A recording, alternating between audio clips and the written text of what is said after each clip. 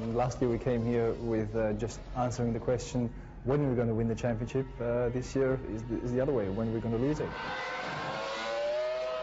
Naturally, it has been a big disappointment in Istanbul after some sort of hope we have had in Budapest and before in Hockenheim in a way. But nevertheless, Ferrari is very strongly minded.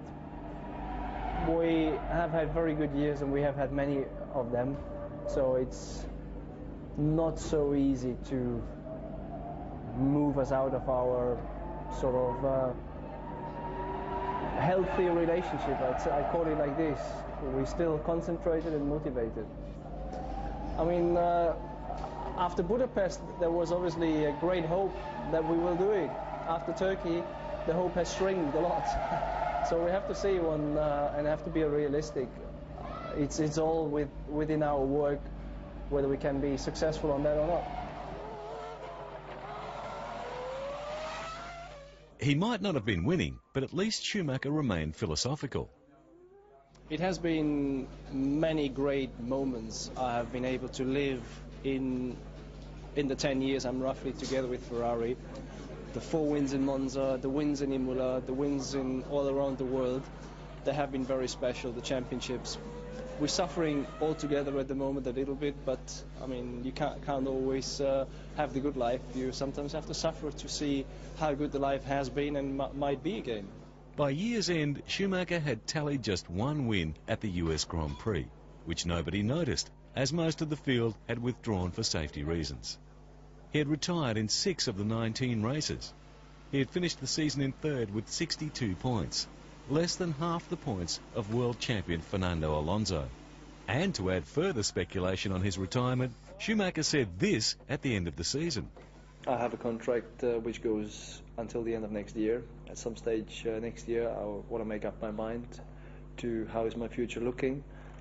But full concentration is first of all to organize and sort out the problems to be competitive next year.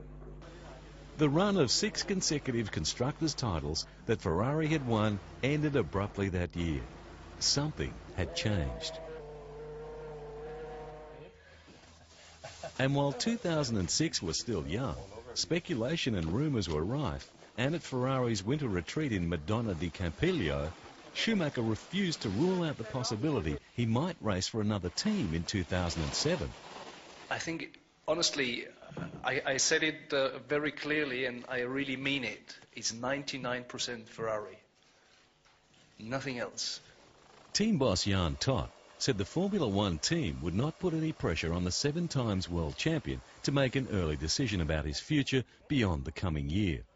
Although Schumacher was quick to reassure, the 7 times Formula One world champion said his Ferrari team was showing signs of improvement, having been woken up by last season's poor results of 2005. I think we can only have one target at least, and that is to win the championship. Although the Red Baron was back on the pace for the championship, he was not leading the field. Schumacher fought Alonso's lead valiantly throughout the early rounds. And despite having won 7 times throughout the year, Schumacher could see as the season progressed that the chance of winning back the championship was not possible. After winning the Italian Grand Prix, Ferrari issued a press release stating that Schumacher would retire from racing at the end of the 2006 season. Following that announcement, former Formula One greats such as Niki Lauda and David Coulthard hailed Schumacher as the greatest all-round racing driver in the history of Formula One. The Italian Ferrari Tifosi paid tribute in the streets.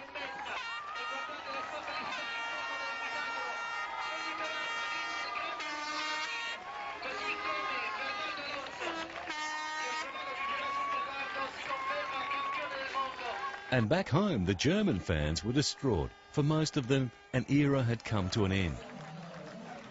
Men, women and children were seen crying.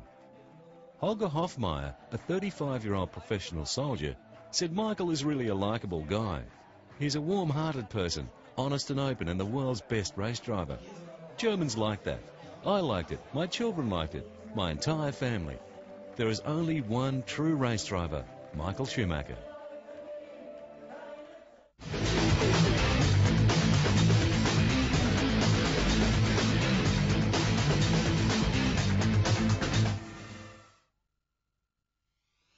Michael Schumacher, the Red Baron, is a 7-time Formula One world champion. He is quite simply the greatest driver the sport has ever seen, earning $650 million in salary and endorsement deals, putting him on par with superstar athletes David Beckham and Tiger Woods. By 2005, the German was the world's first billionaire athlete. It was in Germany that he won real hearts and endorsements.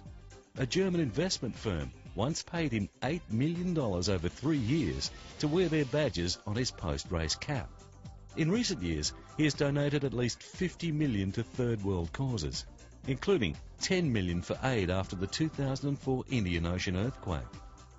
His donation surpassed that of any other sportsperson, most sports leagues, many worldwide corporations, and even some countries. His manager told the media his goal is to turn the retiring champion into an advertising emperor, as he keeps his existing personal sponsors and works on new super deals. His total fortune now reportedly surpasses $800 million. For a man who thrived on speed, Schumacher did and still does avoid the Formula One party circuit, shunning the celebrity spotlight. A family man, he now lives with his wife and children in Switzerland, in a castle he built for $50 million. So